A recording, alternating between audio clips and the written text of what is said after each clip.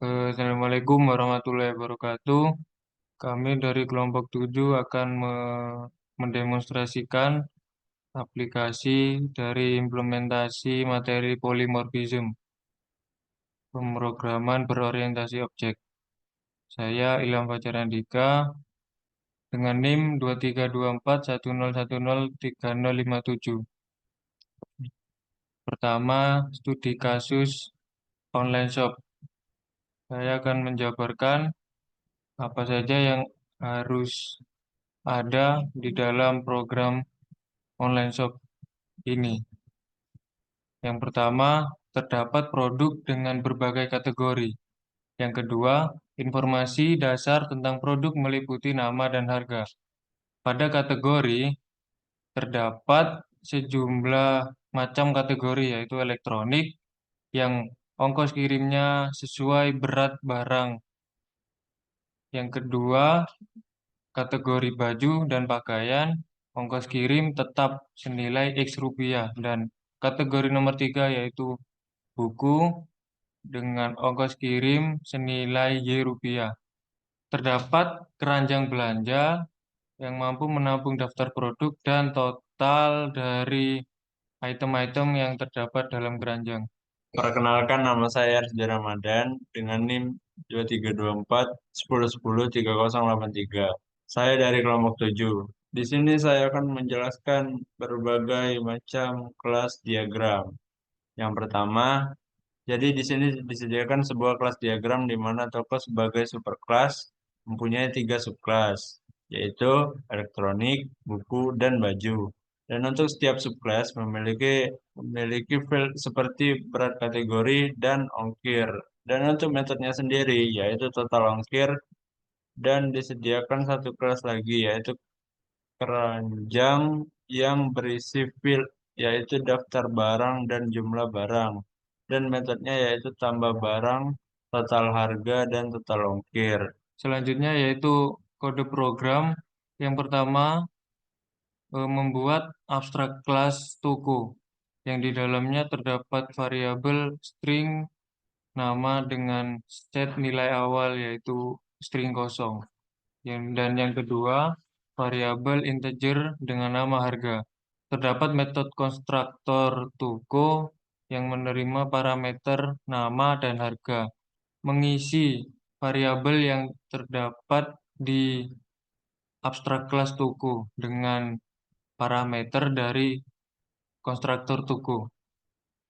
Yang kedua, terdapat metode virtual dengan return nilai 0.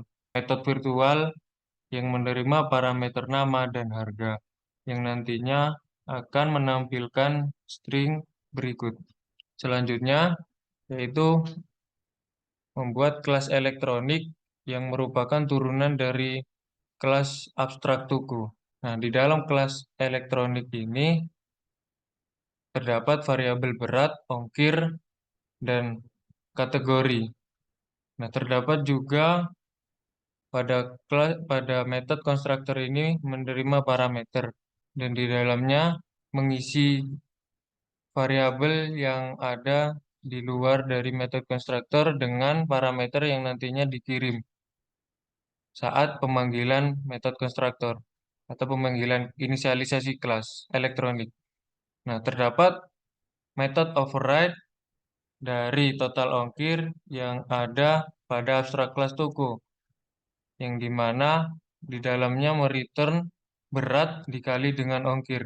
Selanjutnya sama dengan elektronik, tetapi hanya yang berbeda adalah nama dan parameter yang diterima dari kelas baju. Pada kelas baju tidak ada variabel berat. Sama juga pada kelas buku, tidak ada variabel berat yang nantinya dikirim pada metode konstruktor. Perbedaannya lagi, pada metode override ini tidak dikali atau tidak dijumlahkan atau hanya mengirim variabel ongkir tanpa dikali dengan variabel berat seperti di kelas elektronik. Nah, selanjutnya ada kelas keranjang yang nantinya menerima atau mengumpulkan atau mendata barang-barang yang akan dilakukan check out misalnya. Dan nantinya harga dari barang-barang tersebut ditotal dan juga ongkirnya nanti juga sama ditotal juga. Nah, selanjutnya yaitu membuat kelas keranjang yang di dalamnya terdapat array dengan nama daftar barang dan juga variabel bertipe data integer dengan nama jumlah barang.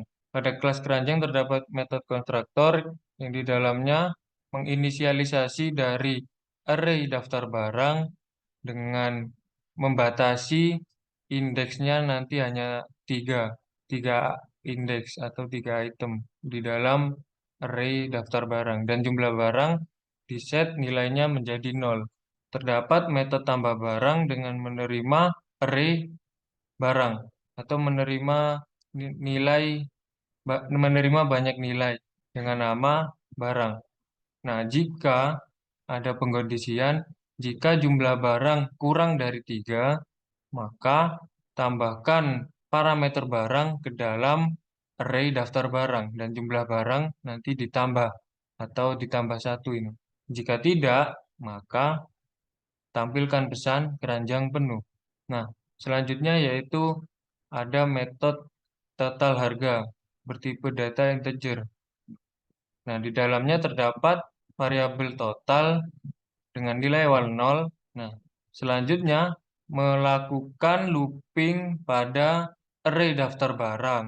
Jika barang yang terdapat pada daftar barang itu nol atau tidak memiliki nilai, maka total yang sudah di-set nilainya 0 di awal itu nantinya ditambahkan dengan harga dari barang yang di return atau yang dikembalikan nanti adalah variabel total jika perulangannya sudah selesai. Sama juga dengan metode total ongkir, tetapi yang membedakan adalah yang nantinya ditambah adalah ongkir dari setiap barang dan mengembalikan nilai atau variabel total ongkir. Terakhir, terdapat kelas program yang nantinya akan dijalankan oleh program ini dan menampilkan apa-apa saja yang sudah ditambahkan. Misal di sini ada implementasi atau inisialisasi dari kelas elektronik yang menerima parameter nama barang, harga, berat barang, dan ongkir. Di bawahnya hanya menampilkan detail-detail yang sudah dikirimkan pada kelas elektronik. Nah, selanjutnya kelas keranjang yang sudah diinisialisasi dipanggil untuk ditambahkan barang yang sudah diinisialisasi dari kelas elektronik ini. Selanjutnya sama pada kelas baju dan kelas buku, tetapi yang membedakan hanya tidak ada parameter berat pada kelas baju dan kelas buku. Selanjutnya memanggil metode total harga dan total ongkir dari kelas keranjang yang sudah diinisialisasi di awal.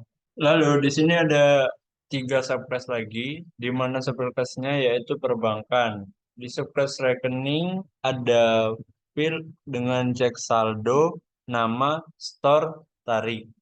Lalu metodenya cek nasabah, perbankan cek, rekening, store, tarik. Eh, di di sub di subclass tabungan ada field bunga, nama tabungan, saldo awal, terakhir diberikan bunga. Lalu metodenya berikan bunga, cek nasabah, cek saldo, store, tabungan, tarik. Di subclass yang terakhir ada giro. Dengan field nama giro, saldo giro, tarik over. Dengan metodenya cek nasabah, cek saldo, giro, store, tarik, tarik over.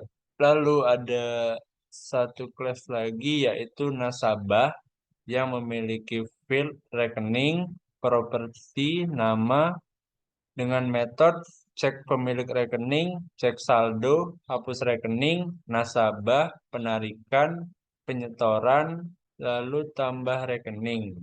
Perkenalkan, nama saya Nandana Aji Nugroho Ramadhani dengan NIM akhir 3013. Di sini akan menjelaskan program dari studi kasus kedua, di mana di sini disediakan sebuah program yaitu perbankan dengan menggunakan metode void untuk setor dan void untuk tarik menggunakan double jumlah agar inputan bisa lebih dari 4 digit dan juga ada double check saldo untuk mengecek saldo kita dan juga untuk mengecek nasabah menggunakan string agar inputan kita bisa menggunakan huruf. Untuk yang pertama yaitu public class nasabah.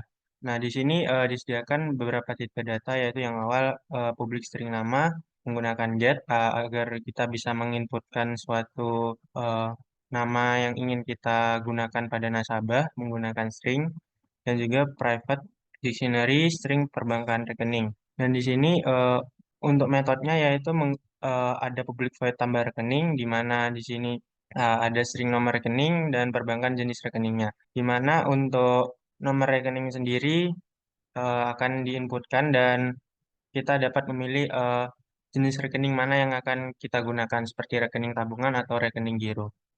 Lalu ada juga metode untuk menghapus rekening di mana di sini kita dapat menghapus rekening yang sudah kita tambahkan.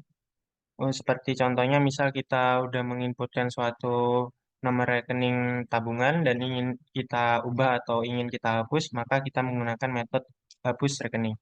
Lalu yang ketiga adalah metode penyetoran, di mana di sini kita dapat menyetorkan sejumlah nilai uang menggunakan string nomor rekening dengan dan juga double jumlah, di mana jumlah tersebut akan dikali dengan 0,05 dan ditambah dengan jumlah. Jika suatu suatu rekening uh, inputannya benar, maka di situ akan langsung ditambahkan dan jika tidak, maka nomor rekening tersebut tidak akan ditemukan. Untuk metode yang keempat yaitu metode penarikan. Di sini kita dapat menarik uang yang kita setorkan sebelumnya. Nah, jika nomor rekening yang kita inputkan benar, maka program akan melanjutkan suatu programnya. Dan jika nomor rekening yang kita inputkan salah, maka seperti sebelumnya akan di-print, yaitu rekening yang kita inputkan tidak ditemukan. Nah, untuk selanjutnya ada untuk pengecekan saldo, di mana di sini kita harus menginputkan nomor rekening seperti sebelumnya dan apabila nomor rekening yang kita inputkan benar, maka program akan lanjut dan jika salah, maka seperti sebelumnya yaitu nomor rekening tidak ditemukan. Untuk metode yang kelima, yaitu untuk mengecek pemilik rekening atau cek cek nasabah, di mana di sini kita dapat mengecek apakah nomor rekening kita sudah terdaftar apa belum. Di mana kalau rekening kita bukan dalam program, maka akan di-print suatu program yaitu di mana kita mendapat suatu output yaitu nomor rekening, nama pemilik, dan jenis rekeningnya apa. Namun jika nomor rekening yang kita inputkan tidak ada, maka sama seperti sebelumnya, nomor rekening tidak ditemukan. Untuk metode yang keenam, yaitu cek pemilik rekening. Sama seperti sebelumnya, di sini akan akan menjalankan sebuah program di mana kita akan mengecek nomor rekening kita apakah sudah masuk atau belum. Lalu kita masuk ke subclass yaitu rekening, di mana kita mendapatkan suatu seperti sebelumnya yaitu ada store, tarik, dan cek saldo, dan juga kita disuruh menginputkan suatu nama. Lalu untuk metode selanjutnya yaitu tarik, di mana jika kita menarik suatu saldo lebih besar daripada jumlah saldo yang kita miliki, maka program akan mengeluarkan suatu output yaitu mohon maaf saldo Anda tidak mencukupi untuk melakukan transaksi ini. Namun apabila jumlah saldo kita lebih besar daripada jumlah yang kita tarik, maka akan dikeluarkan suatu output yaitu tarik tunai sebesar jumlah yang ingin kita tarik akan berhasil dilakukan. Untuk subclass selanjutnya yaitu tabungan, di mana di sini ada tambahan metode yaitu bunga dan saldo awal. Nah, untuk metode bunga ini baik setelah kita melakukan store tunai, maka jumlah tabungan kita akan diberikan bunga sebesar 0,05%. Sebesar 0,05, maaf. dengan cara yang seperti sebelumnya, yaitu mengecek nomor rekening, lalu kita melakukan setoran, dan lalu saat pengecekan saldo, jumlah saldo kita akan sudah ditambahkan dengan bunga tersebut. Dan untuk tarik tunai sama seperti sebelumnya, baik masuk ke rekening giro, kita dapat melakukan metode yang sama dengan rekening, di mana kita dapat melakukan tarik tunai, namun kita tidak dapat melakukan setor tunai. Nah, di sini untuk metodenya hanya tarik saja, karena untuk setor kita tidak bisa melakukannya, karena untuk rekening giro sudah diberikan maksimal peminjaman yaitu sebesar 1 juta. Nah, untuk metode tarik sendiri sama seperti sebelumnya, jika saldo yang ingin kita tarik lebih kecil daripada jumlah pinjaman yang ada di rekening giro, maka akan menampilkan output yaitu tarik tunai sebesar jumlah yang ingin kita tarik akan berhasil dilakukan. Nah, apabila kita menarik eh, uang dengan jumlah lebih besar daripada limit yang ditetapkan oleh rekening giro, maka akan diberikan output yaitu mohon maaf, transaksi tidak bisa dilakukan karena melebihi saldo atau melebihi limit yang tersedia. Perkenalkan, nama saya Ahmad Isyam Ramadan dengan NIM 2324 10103063. Selanjutnya kita akan masuk ke codingan main program. Jadi di sini kita menggunakan public class program. Kemudian nasabah di sini ini adalah nasabah superclass dari soal yang diberikan. Kemudian ada rekening, rekening tabungan, dan rekening giro. Di sini kita akan memasukkan semua inputan yang harus dimasukkan. Seperti pada rekening itu memerlukan nama dan saldo awal. Di sini saldo awal kami tuliskan 0. Pada rekening tabungan, user diminta menginputkan nama dan saldo awal. Pada rekening giro juga sama seperti rekening tabungan. Kemudian pada konsol Redline ini akan menampilkan menu awal yang ada pada program ini atau pada aplikasi ini. Yang pertama ada menu setor tunai, yang kedua ada tarik tunai, ketiga cek saldo, keempat cek nasabah, kemudian yang kelima keluar atau end program. Kemudian di sebelah kanan ini adalah kode untuk menjalankan programnya. Di sini menggunakan while, kemudian switch, dan beberapa case. Pada case 1 ini, di sini menggunakan properti baru dengan nama noRecSetor. Di sini user diminta menginputkan nomor rekening yang ingin digunakan. Kemudian di bawahnya, user juga akan diminta memasukkan nominal uang yang ingin disetor. Kemudian, jika nomor rekening yang dimasukkan benar, dan nominal uang juga sudah dimasukkan, maka akan mengeluarkan input berhasil. Jika nomor rekening yang diinputkan salah, atau tidak ada pada daftar, atau tidak ada dalam penyimpanan program, maka output yang akan tampil adalah nomor rekening tidak ditemukan.